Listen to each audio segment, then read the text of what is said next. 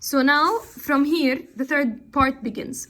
But if this be but a vain belief, yet oh, how oft in darkness and amid the many shapes of joyless daylight, when the fretful stir, unprofitable, and the fever of the world have hung upon the beatings of my heart.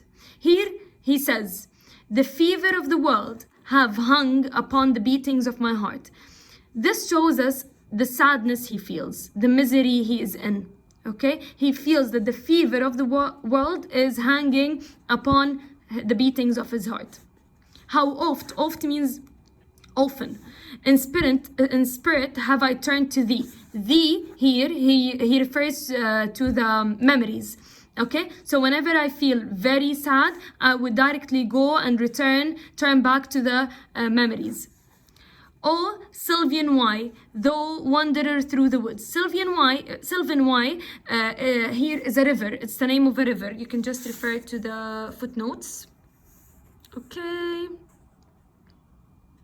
Okay, any case, Sylvan is the forest, but why here is the river. So he describes the wanderer through the woods. He describes the river to be a wanderer through the woods. Why? Because as rivers move throughout the place, they're not still in one place, they move. Okay, so wanderer, again another figure of speech, which is personification. How often has my spirit turned to thee? So this part, okay, tells us that he usually his spirit turns to the wanderer of the forest, which is the river. And now, with the gleams of half-extinguished thought, with many recognitions dim and faint. Now he refers, back and forth to when he was there 5 years ago, and then when he was living in the city, and then what he used to feel there, and how then when he was in the city he used to remember Tintern Abbey. And now he starts with now, the present, with the gleams of half-extinguished thought, with many recognitions dim and faint. So even when he is there, when he is trying to remember how Tintern Abbey was at the beginning, he feels that, his recognitions are a bit dim and faint. Okay, recognitions when you see مثلا, you see something and then after a long period of time you see it again. Let's say you saw a person, okay, that you know from your past. Okay, you would have a hard time to recognize him.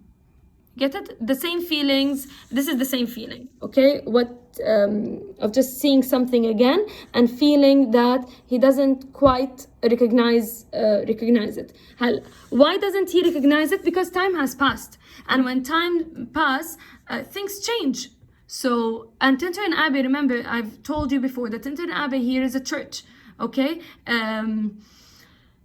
so it's a holy place, and it was abandoned after he has visited it 5 years ago, but it was still in a good condition. After 5 years, everything has changed, and it became void of people, meaning no one took care of it. So it turned into something quite different than the Tintern Abbey he had seen 5 years before. That's why he says that the recognitions are just dim and faint, and somewhat of a sad perplexity. The picture of the mind revives again. The picture of the mind, again, a stress on memory. The memory comes again. While here I stand, not only with a sense of present pleasure, but with pleasing thoughts that in this moment there is life and food for future years. So he says, I am happy now, but as I stand here, I look at the future and say that there is something good awaiting me in the future. And so I dare to hope. You see, future years, there is life and food for future years. So I dare to hope. You see how hopeful he is in this part. Though changed, no doubt, from what I was when first I came among these hills. So now he moves from present, which is here, to future, which is full of hope. And then he moves to a memory of his past, when he was here before. What the person he was when he was younger. because when he was there, the first time he was a young person, he was just a boy. When like a roe, I bounded over the mountains by the sides of the deep rivers and the lonely streams, wherever nature led, more like a man flying from something that he dreads than one who saw the things he loved. So here, this part from here until here, he describes himself when he was just a boy, a little boy, okay? And he describes himself to be a roe. If you refer back to the footnotes, a roe is a deer, okay? And this deer was running through mountains, over the mountains, by the sides of the deep rivers, lonely streams. He was just, running around this natural place. Okay, and he compares himself more like a simile here is used. When he was a little boy, he was just like a man flying. Flying means running from something that he dreads. Dreads means fears. Okay, so he compares himself to be like a man who is just running away from something he fears, just to show us that he was a careless, let's say, boy.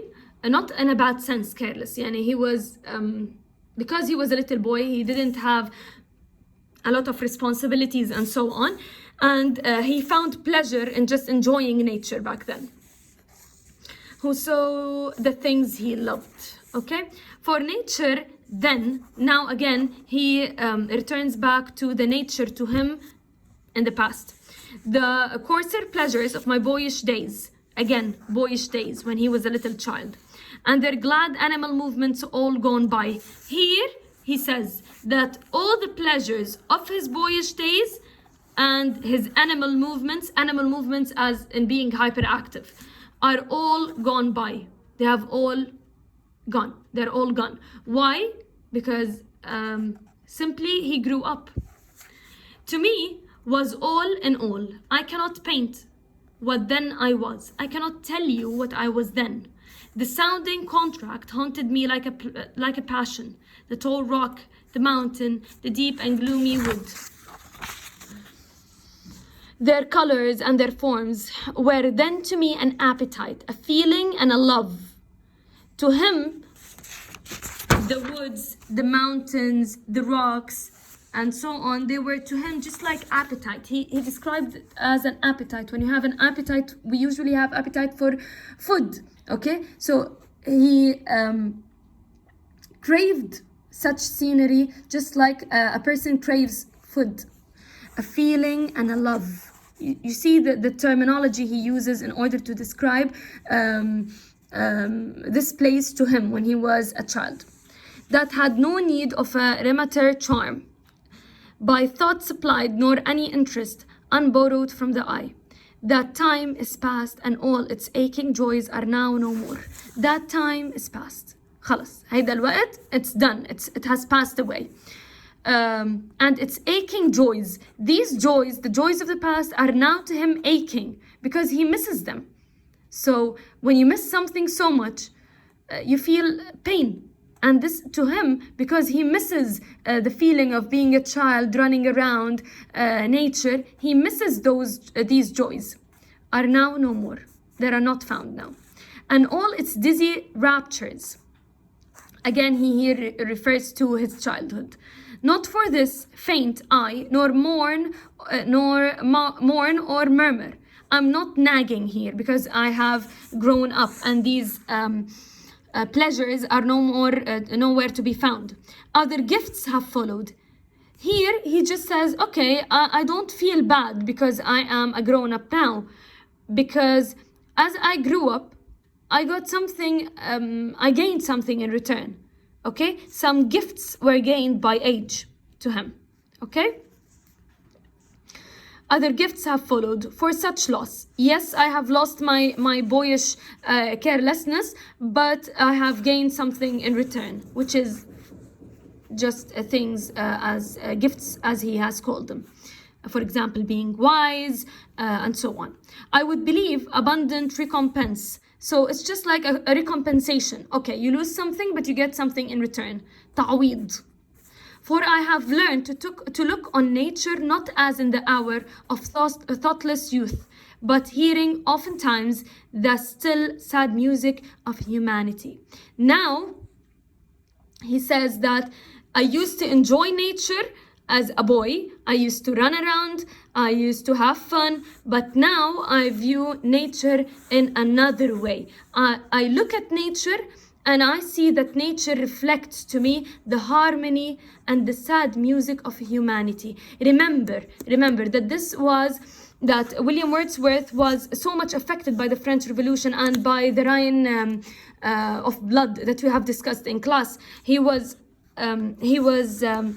felt sympathetic with whatever was happening in France. That's why he said, but hearing oftentimes the still sad music of humanity. Okay? Yeah. Nor harsh nor grating, though of ample power to chasten and subdue. And I have felt a presence that disturbs me with the joy of elevated thoughts. His thoughts are elevated. You see how he says that I used to look at nature as just a nice place in which I can have fun with. But now when I look at it, I look in a deeper way. I'm wiser now. I have grown up. My thoughts are elevated. Elevated means higher than they used to be. A sense sublime of something far more deeply interfused. Again, deep, elevated thoughts, whose dwelling is the light of setting sun, and the round ocean and the living air, and the blue sky, and in the mind of man, a motion and a spirit that impels all thinking things, all objects of all thoughts, and rolls through all things. He sees now, when he looks at nature, he thinks more deeply of it. More deeply of what the round ocean, what the living air symbolize and mean, and what feelings they stir into him. Again, remember Romanticism. They started to focus on the feelings and what nature, the effects of nature on them and on their feelings. Therefore, am I still a lover of meadows and the woods and mountains? That's why, until now, yes, when he was a child, he was a lover of the meadows, of this natural place. But now he as well is a lover of this natural place because, again, he views it in a different way, but in a different and a good way. Yeah, a lover of the meadows and the woods and mountains and all of that we behold from this green earth, of all the mighty world of eye and ear, both what they have create and what perceive, well pleased to recognize in nature and the language of the sense. See, the language of the sense, meaning that he is now controlled by his senses, by what all of these natural aspects stir in himself, and stir in his senses. The anchor, you see, this is very important. This is how he now describes nature to be according to him. The anchor of my purest thoughts. So the origin of his purest thoughts is the nature. A nurse cures, okay? Which means that nature to him now is a cure of all his misery, of all his pain. The guide, he looks at nature and he thinks of what he should do next. And to him, this is his best guide, the guardian of my heart, the guardian of my heart. It protects his heart from misery and soul of all my moral being. Do you remember when we talked before that in the city, he is just a soulless person, a physical body without a soul. The difference here is that nature brings... nature to him is his soul. And here the third part finishes.